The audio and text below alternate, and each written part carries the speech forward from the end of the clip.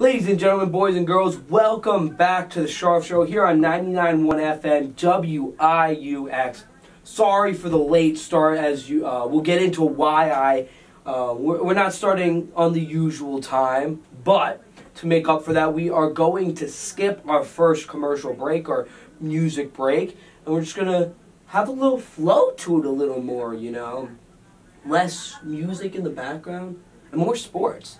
And it's going to be a little faster pace as we do not have as much time. But we're going to get right into it. We usually start with football, but that's not where we're going to start today. It doesn't feel right as an American, as I'm wearing this USA jersey right here in studio. That's because the United States of America men's soccer team, they take down Iran today. As game started at 2 o'clock, they win 1-0 to advance to the knockout stage of the World Cup. And boy, oh boy, was the game action-packed. It was kept you on your toes. I know some Americans struggle finding interest, getting into soccer, but I don't. As I've played it for 14 years of my life. I've watched it for a lot of my life. I can watch soccer almost anywhere. I can enjoy soccer, and this was a fantastic game all across the United States. It didn't even matter, though. People who didn't like soccer were tuning in. Everywhere was packed. The place I was at was packed with students, packed with teachers. It was amazing, and the United States found a way to get it done. Christian Pulisic has the goal for this USA squad as he scored in the 38th minute. The USA squad almost had another goal from Timothy Weah ruled offsides, but the goal did come at a cost. Christian Pulisic with an abdominal injury. I don't know whether he's going to be able to play in the knockout stage first round. The United States will be up against the Netherlands in that game. Going to be a great game. But yeah, it's one of those kind of games that was needed. That was such needed. After missing the World Cup 4 years ago, to come here, to come to Qatar, and you have a kind of a disappointment in the first game against Wales. You kind of dominated the first half, kind of let it slide in the second half, and ultimately end up with a draw. Well, that should have been 3 points. That really should have been 3 points. But you move on from that. You play England, where you are heavy underdogs, and they come out flying. They come out aggressive. They come out wanting it more than England, and it ultimately ends up to a 0-0 draw, which is a good result if you're USA to draw England. England is a top 5, top 10 team in the world. That was a great side. Harry Kane, Raheem Sterling, Maguire and Stones had a fantastic game for them. I know they get knocked a lot. That is a very good side, and to tie them was a very good result. Then you come in to the game versus Iran, which is a very defensive team. Oldest team in the tournament. They've done a lot of the things. They've been in a lot of situations like this. They're very good at parking the bus or holding it down, shutting teams out. And USA needs to win. It's not like they can draw. They need to win. It is a win or go home. You need to win. And that's what they do. From the beginning, from the get-go, they were pressing. Josh Sargent held up the ball great. He ultimately got hurt as well. You hope the best for him. But he held up the ball great when he got the ball up front, helped everybody get pushed up. So he had options, and the entire USA team could push up with him and attack as a whole. Pulisic did great. Tyler Adams was great holding the center defensive midfield, really being that connector piece from this back line and the rest of the midfielders. McKinney obviously continues to dazzle. I thought this might have been Dest's best game, to be honest. He looked phenomenal. Anthony Robinson was great. Tim Ream was good as always.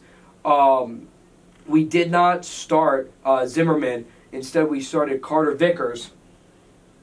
and he was good. He made a couple big plays when he needed to. Matt Turner was great. Musa, everybody. I'm going through everybody. Everybody was good. They took care of business. They pressed the attack. They ultimately get the goal, and that was the first half. Second half, you're without Pulisic. You sub out McKinney in the 65th minute. Sargent comes out in the 77th for Haji Wright because he gets hurt. And it's kind of just this park the bus. And, in the 82nd minute, you bring in Zimmerman. You bring in Shaq Moore. Kind of bring in to go 5 defensemen. It's kind of just gotta hold on. And they ultimately do. And that's what you kind of need from this USA soccer team. You beat the teams you're going to win. It was a tough match. You knew it was going to be a tough match, but you got the job done in the end. Christian Pulisic has his big moment as well. You've seen it from guys like Clint Dempsey and Landon Donovan. They've had their big World Cup moments for this country. And if you're going to put Pulisic in that category, which I ultimately think he's only 24, this dude is going to surpass them by far. He needs to have his World Cup moments like those guys, like the ones before him. And that was a huge moment for him to help send this U.S. team into the knockout rounds to go face Netherlands. And Netherlands is going to be a tough opponent, but this is a doable opponent. This isn't Argentina. This isn't France. This isn't Brazil. This is a squad that can be beat. They tied Ecuador. They beat Senegal and Qatar both 2-0. This is a team that has great players, don't get me wrong. Frankie de Jong, great player. They got De Ligt. They got Van Dijk. They got Depay. This is a good team. Is De Ligt not playing? He is. Excuse me. Just wanted to make sure. I would have been a little surprised. Gakpo has scored in all 3 games so far for the Dutch. The first Dutch player to ever score in all 3 games for them. He has been fantastic up front. This is going to be a tough game, but this is a game the U.S. can win. This is not a massive underdog USA story like it would be if we were facing Belgium or even England again or France or Brazil. This is a very winnable game. And then you move on, obviously, to the 8th, and it gets obviously way harder. But that's a winnable game. So the path for the U.S. is there to make their mark on this World Cup. And it all started today with a fantastic win for the United States of America and Christian Pulisic. Now, moving on and talking about the rest of the World Cup, it's been an awesome tournament. It has been an awesome tournament. I have watched as many games as I could. It's on a little early to watch the early games, but I try to watch as many games as I can. Luckily, they don't go past the latest kickoff is 2:00, so that means I can watch with the rest of my sports usually, except the NFL. Really, it only confines on Sundays. But besides that, you can watch all of them. They're not conflicting with any other sports really. So in Group A, Netherlands topped with Senegal. That was great. A couple games today. Senegal against Ecuador. They scored first on a pen. Ecuador scores right back late, and then literally less than 2 minutes later, it's Koulibaly, the main star on Senegal besides Mane, who is out for this tournament, gets a header for his first international goal in a World Cup at the biggest stage to move Senegal on for the first time in 20 years. That was a great game. The Senegal side's a bit underrated. They are fast. They are hungry. African teams usually get underrated in this tournament. One of those other teams is Morocco, who ended up beating Belgium, which was a fantastic game from Morocco. I believe they beat... Yes, they beat Belgium 2-0. That was a fantastic game from Morocco. Big upset. And now Belgium will have to go and beat Croatia if they want to move on. That's going to be a great game. I thought Group E was super interesting with Germany losing to Japan, but then Japan losing to Costa Rica in a game that they had to have. Japan looked so good against Germany. Just kind of being that tough team to play against. They are always tough to play against. Germany really getting lucky, but played very well against Spain to get a point. Very well against Spain. Spain who looked dominant against Costa Rica, not as dominant against Germany, but still looked like one of the bigger favorites in this tournament. And then Costa Rica gets embarrassed by Spain, but then come back to beat Japan in a huge upset. Can play spoilers with Germany, really. I do end up thinking it's going to be Spain-Germany in that group, however. But then you move on and you got Group C, which is super interesting. This is Poland, Argentina, Saudi Arabia, Mexico. Argentina loses to the Sauds in their first game. Messi still scores. It looks like, they got to play Poland and Mexico. They could be eliminated. Messi comes up big against Mexico to score the goal to give them the 3 points that they absolutely needed to have, which was absolutely huge. And now they'll play Poland. If they win, they will top the group.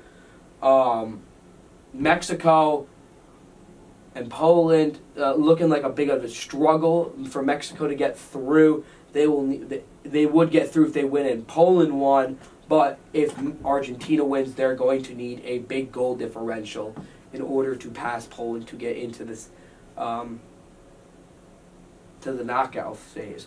Otherwise, the rest of the group's France seems to be dominant in their group. They're already through. Brazil the same.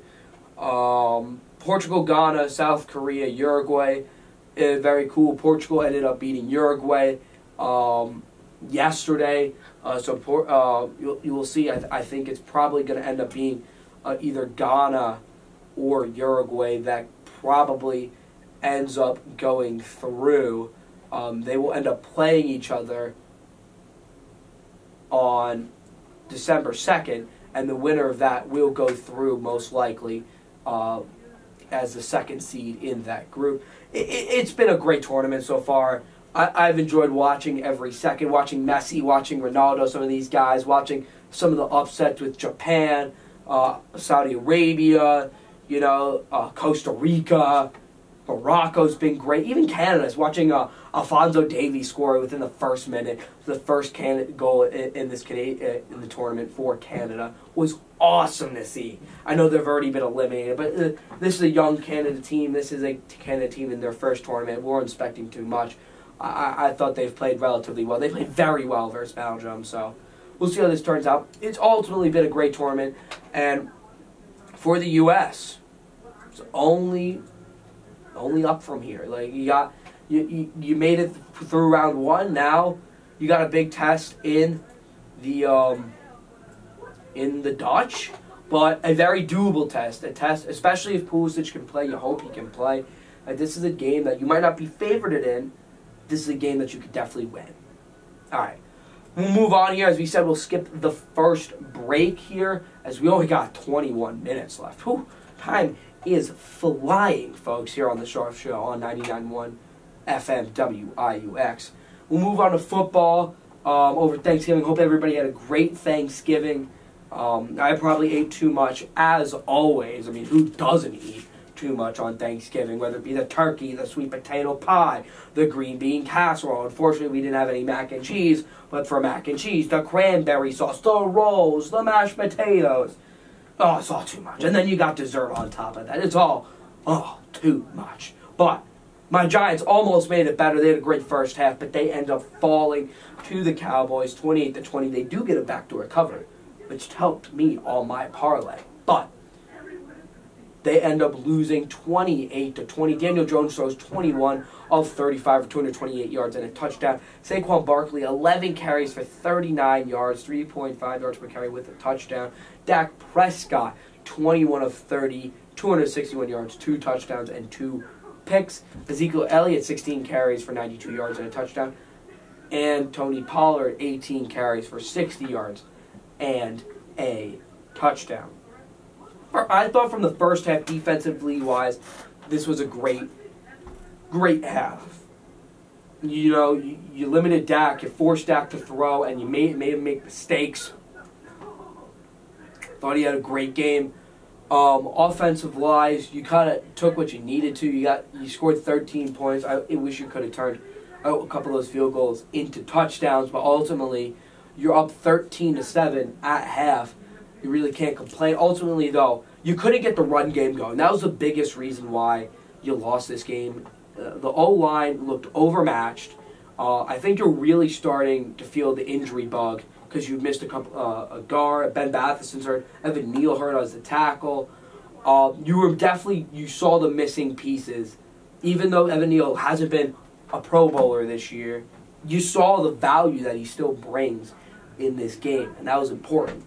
Defensive-wise, I thought that you couldn't really, in the secondary, I thought Rodarius Williams looked amazing. Looked absolutely amazing. On the other hand, Cordell Flott looked abysmal. He got smoked, and I mean smoked by CeeDee Lamb. CeeDee Lamb going for 6 receptions, 106 yards. He probably could have gone for 200 with the amount of penalties that Greedy Williams took. Or not Greedy Williams, Cordell Flott. He did not look good. And you saw the problem of missing Adoree Jackson and missing Fabian Moreau and missing a bunch of guys in that secondary. Darnay Holmes looked fantastic in the slot. He's your best corner right now, and he looked great. Julian Love had a great game as well. He looked good. He had a pass deflected. Did he have a? Yeah, he had one of the picks. Rodarius Williams had also one of the picks. So ultimately, the fact that one of your corners was a liability and you couldn't get the run game going, which made it tough to open up this pass game because it allowed guys like Micah Parsons and other pass rushers on that team, DeMarcus Lawrence, to just pin their ears back and go. And although I thought Andrew Thomas had a great day, even being sick, he let up a sack. He didn't look his best. He definitely looked sick out there. I think if he was healthy, I think he would have had a better job against Micah Parsons. But he didn't play terribly. He still played very good. But, yeah, ultimately, I think that those were the biggest reasons why they lost. Now they dropped to 7-4. This is a must-win next week against the Commanders. It is a must-win. You have to win this game. You're on a big slide. Brian Daboll said it best. The season starts now. This is a must-win game at home versus the Commanders, who are in a similar position to you now. You got to win this game. You have to win this game. Keep your eyes on that playoff hopes on a high wild card seat because it doesn't look like you're going to contend for the division anymore. That's how it has to be. How it has to be. We'll move on to one other game. Short on time, I'll only do one other game. And my biggest game, I thought, was the Cincinnati Bengals. They defeat the Tennessee Titans 20-16. Joe Burrow goes 22 for 37, 270 yards and a touchdown. Tannehill goes 22 of 34 for 291 yards, no touchdowns, no picks. Derrick Henry, 19 carries for only 38 yards, 2.2 yards per carry. And Samaje Perine, without Joe Mixon, goes for 17 carries, 58 yards, and a touchdown. T. Higgins had a big day for them, though, going for 7 receptions, 114 yards. And while Derrick Henry didn't have a big game in the rushing attack, he actually caught 3 passes for 79 yards. Decent enough in the passing game. Not something you see from him. But what I thought this game showed from the Bengals side is that they are a lot more than Jamar Chase and Joe Mixon. It showed Joe Burrow's drive and his talent to carry this team when he needed it most. T. Higgins is a phenomenal receiver. And more importantly, on the defensive side, it showed how good they can be in the run game, which is huge. Making a team one-dimensional in today's game is huge. When you only have to focus on the pass, it makes it so much harder for the quarterback, for receivers to get open because they have double coverage. They have an extra man on them, whether to be a 2 safety high versus 1 safety high. They have that extra linebacker lurking. It just makes it so much harder on this team.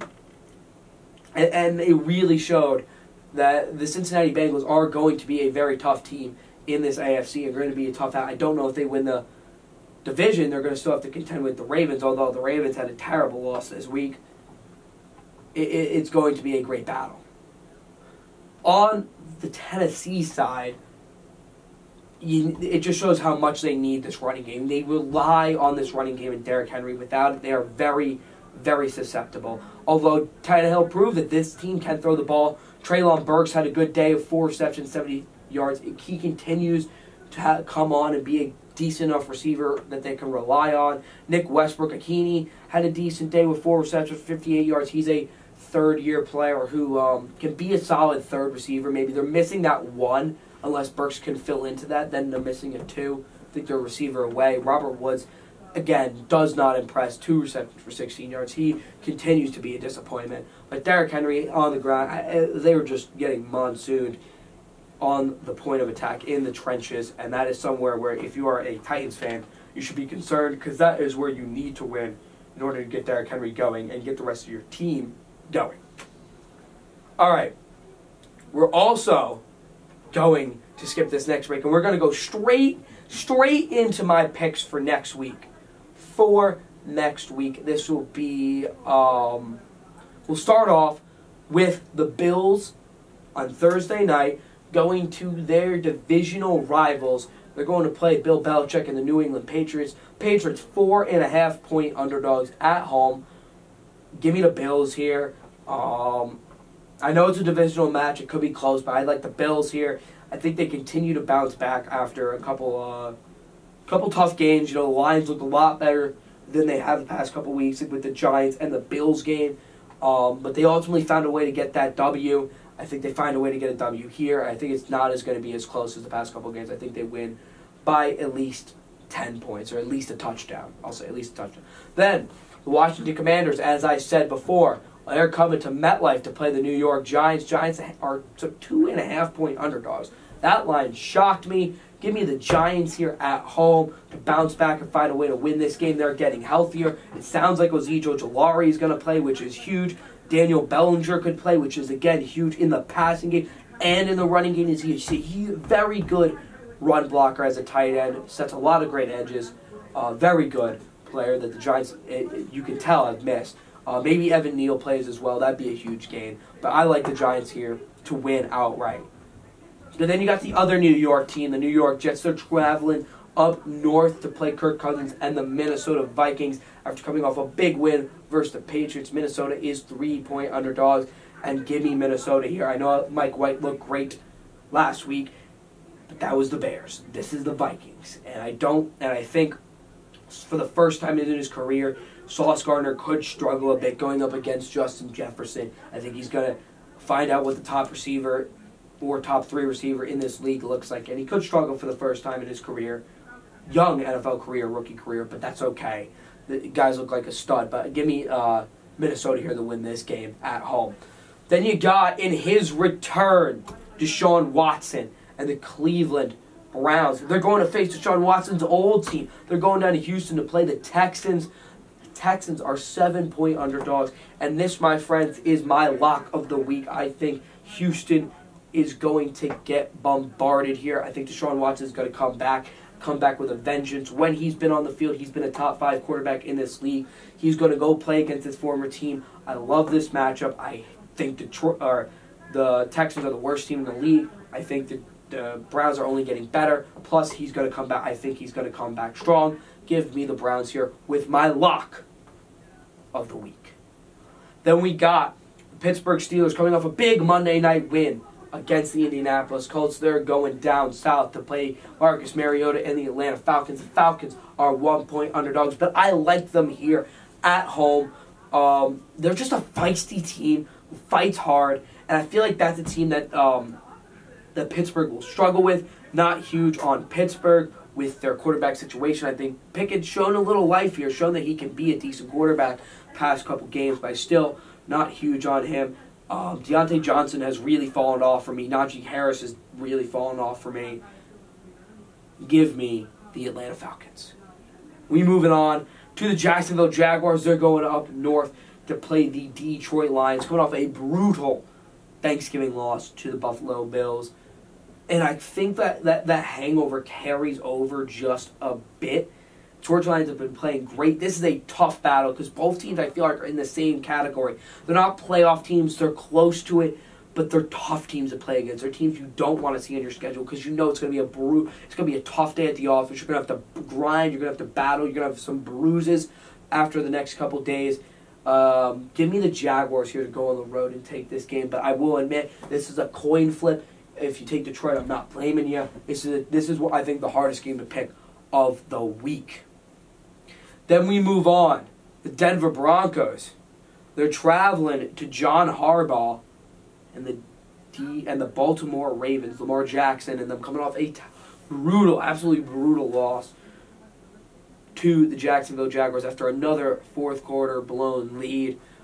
Baltimore's 8.5-point favorites at home. I do like them to win this game and bounce back. Baltimore can't score points.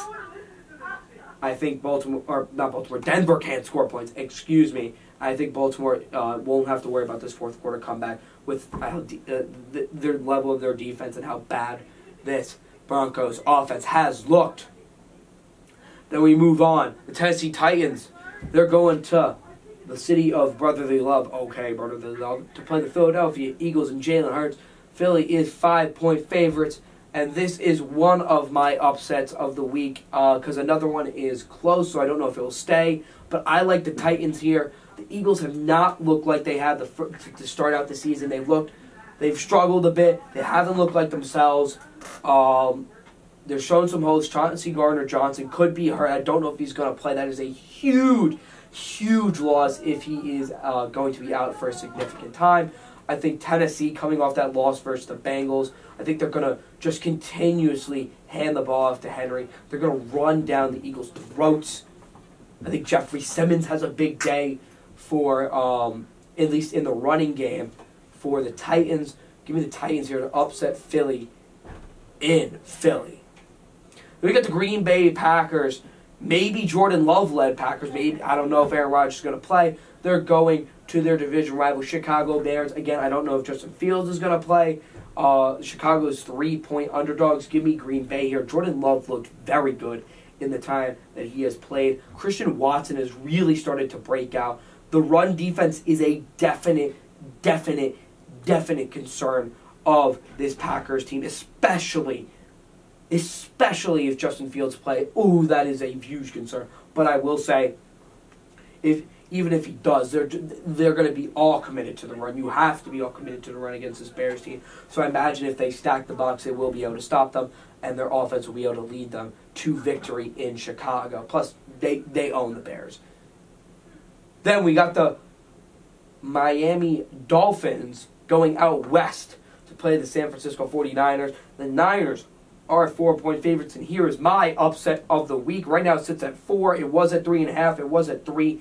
So I don't know where there's going to stay. So if this goes under 3.5, my upset pick will be the Tennessee Titans. If it stays at 3.5 or above, it'll be the Miami Dolphins.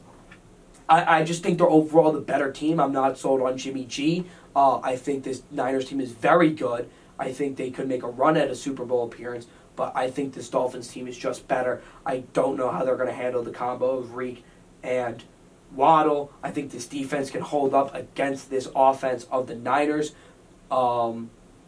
Give me the Dolphins to go to San Francisco in a big test for them, for Tua and the Fins, and win this game outright.